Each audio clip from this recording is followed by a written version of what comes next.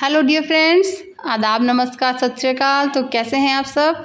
आशा करते हैं कि सभी अच्छे भी हैं, हमेशा की तरह स्वस्थ भी हैं और मस्त भी हैं। तो चलिए एक बार फिर से स्वागत है आप सभी का आपके अपने YouTube channel Vicky study classes में। हमारा जो आज का टॉपिक है वो है जीके के टॉप 10 वेरी इंपॉर्टेंट क्वेश्चन। तो चलते हैं अपने प्रश्नों की ओर। हमारा पहला प्रश्न है कि कौन सा विटामिन हड्डियों के लिए ज़रूरी है? कौन सा विटामिन हड्डियों के लिए ज़रूरी है?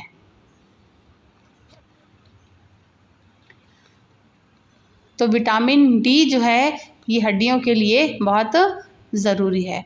डिटेल में समझते हैं। हड्डियों के लिए विटामिन डी और कैल्शियम दोनों ही बहुत ज़रूरी होते हैं। विटामिन डी शरीर को कैल्शियम को अवशोषित करने में मदद करता है, जो हड्डियों के स्वास्थ्य के लिए आवश्यक है। विटामिन डी शरीर को कैल्शियम को अवशोषित करने में मदद करता है। पर्याप्त विटामिन डी के बिना शरीर भोजन से प्राप्त अधिकांश कैल्शियम को अवशोषित नहीं कर पाता है, जिससे हड्डियां कमज़ोर हो सकती हैं। विटामिन डी के अच्छे स्रोतों में तैलीय मछली जैसे कि सैल्मन, ट्राउट, टूना और अंडे और कुछ खाद्य पदार्थों जैसे दूध, अनाज और संतरे का रस शामिल है। सूरज की रोशनी भी शरीर को विटामिन डी बनाने में मदद करती है। नेक्स्ट क्वेश्चन है, पृथ्वी का कौन सा भाग सबसे गर्म होता है? पृथ्वी का सबसे गर्म भाग कौन सा होता है? तो कोर जो है ये पृथ्वी का सबसे गर्म भाग होता है। डिटेल में समझते हैं। पृथ्वी का सबसे गर्म भाग आंतरिक कोर है। इसका तापमान लगभग 5200 डिग्री सेल्सियस यानी कि 9392 डिग्री फ़ारेनहाइट होने का अनुमान है। ये पृथ्वी के केंद्र में स्थित है और ठोस अवस्था में है। नेक्स्ट क्वेश्चन है कि वायुमंडल में ओजोन परत किस परत में पाई जाती है? वायुमंडल में ओजोन परत किस परत में पाई जाती है?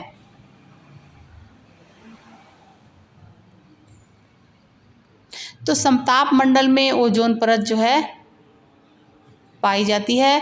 डिटेल में समझते हैं। ओजोन परत वायुमंडल की समताप मंडल परत में पाई जाती है। ये परत पृथ्वी की सतह से लगभग 15 से 35 किलोमीटर ऊपर स्थित है। ओजोन परत सूर्य से आने वाली हानिकारक पराबैंगनी किरणों से पृथ्वी को बचाती है। ये पराबैंगनी किरणें मनुष्य और अन्य जीवों के लिए हानिकारक हो सकती हैं, इसलिए ओजोन परत का संरक्षण महत्वपूर्ण है। ओजोन परत समताप मंडल में एक विशिष्ट क्षेत्र है जहां ओजोन अणुओं की सांद्रता अपेक्षाकृत अधिक होती है। इस क्षेत्र को अक्सर ओजोन परत कहा जाता है। बढ़ते अपने अगले प्रश्न की ओर।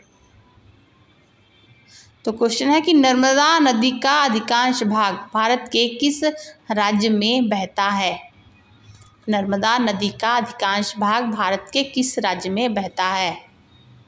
तो मध्य प्रदेश राज्य में बहता है अधिकांश भाग नर्मदा नदी का। डिटेल में समझते हैं। नर्मदा नदी का अधिकांश भाग मध्य प्रदेश राज्य में बहता है।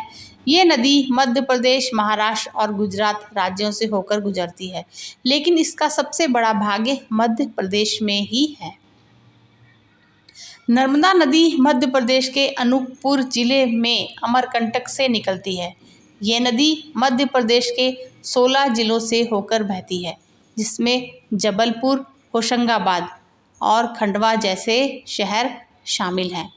नदी गुजरात में प्रवेश करने से पहले महाराष्ट्र से लगभग 75 किलोमीटर की दूरी तय करती है। गुजरात में ये भरूच शहर के पास खंबात की खाड़ी में अरब सागर में मिल जाती है। नर्मदा नदी मध्य प्रदेश और गुजरात की जीवन रेखा मानी जाती है और इसे मध्य प्रदेश की जीवन रेखा भी कहा जाता है। ये नदी उत्तर और दक्षिण भारत के बीच एक पारंपरिक सीमा भी बनाती है। हमारा नेक्स्ट क्वेश्चन है, विश्व की सबसे बड़ी पर्वत श्रृंखला कौन सी है? विश्व की सबसे बड़ी पर्वत श्रृंखला कौन सी है?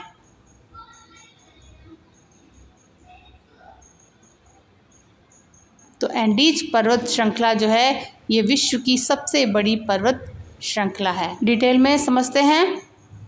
दुनिया की सबसे लंबी पर्वत श्रृंखला एंडीज पर्वत श्रृंखला है। ये दक्षिण अमेरिका के पश्चिमी किनारे पर स्थित है और लगभग 7000 किलोमीटर यानी कि 4300 मील लंबी है। ये Venezuela, Colombia, Ecuador, Peru, Bolivia, Chile और अर्जेंटीना सहित 7 देशों से होकर गुजरती है। बढ़ते हैं अपने अगले प्रश्न की ओर। हमारा अगला क्वेश्चन है, रिक्टर स्केल का प्रयोग किसको मापने में किया जाता है? रिक्टर स्केल का प्रयोग किसको मापने में किया जाता है? तो भूकंप की तीव्रता मापी जाती है रिक्टर स्केल के द्वारा। थोड़ा डिटेल में समझते हैं। रिक्टर स्केल का प्रयोग भूकंप की तीव्रता को मापने के लिए किया जाता है। यह एक लघुगणकीय पैमाना है जो भूकंप के दौरान जारी ऊर्जा की मात्रा को मापता है। नेक्स्ट क्वेश्चन है कि पवन की गति किस यंत्र से मापी जाती है? पवन की गति किसी यंत्र से मापी जाती है? तो एनीमोमीटर से जो है पवन की गति को मापा जाता है। थोड़ा डिटेल में देखते हैं। एनीमोमीटर एक ऐसा यंत्र है जो हवा की गति को मापता है। ये आमतौर पर 3 या 4 कपों से बना होता है जो हवा के दबाव से घूमते हैं। जितने कप तेजी से घूमेंगे हवा की गति उतनी ही तेज होगी। नेक्स्ट है कि सांची स्तूप का निर्माण किसने कराया था? सांची स्तूप का निर्माण किसने कराया था?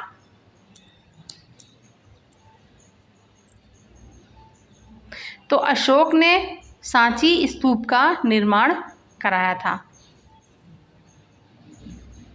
तो डिटेल में समझते हैं। सांची स्तूप का निर्माण सम्राट अशोक ने करवाया था। ये 3री शताब्दी ईसा पूर्व में बनवाया गया था और ये भारत की सबसे प्राचीन संरचनाओं में से एक है। ये स्तूप मध्य प्रदेश के रायसेन जिले में स्थित है। नेक्स्ट क्वेश्चन है, कॉर्बेट नेशनल पार्क कहाँ है? कॉर्बेट नेशनल पार्क कहाँ है? तो नैनीताल में स्थित है कॉर्बेट नेशनल पार्क। थोड़ा डिटेल में समझते हैं। जिम कॉर्बेट उत्तराखंड राज्य में नैनीताल जिले के रामनगर के पास स्थित है। ये भारत का सबसे पुराना राष्ट्रीय उद्यान है जिसे पहले हेली नेशनल पार्क के नाम से भी जाना जाता था। इसकी स्थापना हुई थी सन 1936 में। क्षेत्रफल है लगभग 521 वर्ग किलोमीटर। विशेषता है इसकी बाघों के संरक्षण के लिए ये प्रसिद्ध है। यहाँ निकटतम शहर है रामनगर। इसे अन्य नाम यानी पहले हेली नेशनल पार्क और फिर रामगंगा नेशनल पार्क के नाम से भी जाना जाता था। वन्य जीवों के संरक्षण और विशेष रूप से बाघों के संरक्षण के लिए जाना जाता है। बढ़ते हैं अपने अगले प्रश्न की ओर। परमाणु परीक्षण स्थल पोखरण किस राज्य में स्थित है? परमाणु परीक्षण स्थल पोखरण किस राज्य में स्थित है? तो राजस्थान राज्य में स्थित है परमाणु पोखरण स्थल। डिटेल में समझते हैं। भारत में परमाणु परीक्षण स्थल राजस्थान राज्य के पोखरण में स्थित है। पोखरण राजस्थान के जैसलमेर जिले में एक कस्बा है। ये थार रेगिस्तान में स्थित है और भारत के पहले भूमिगत परमाणु परीक्षणों का स्थल था। 1974 में भारत ने यहाँ स्माइलिंग बुद्धा नामक पहला परमाणु परीक्षण किया था। इसके बाद सन 1998 में पोखरण में ऑपरेशन शक्ति के तहत कई और परमाणु परीक्षण किए गए थे। तो फ्रेंड्स, ये था हमारा आज का वीडियो। हमारा वीडियो कैसे लगा कमेंट में बताइएगा। मिलते हैं एक नए वीडियो में नए टॉपिक के साथ, और वीडियो देखने के लिए आप सभी का बहुत बहुत शुक्रिया।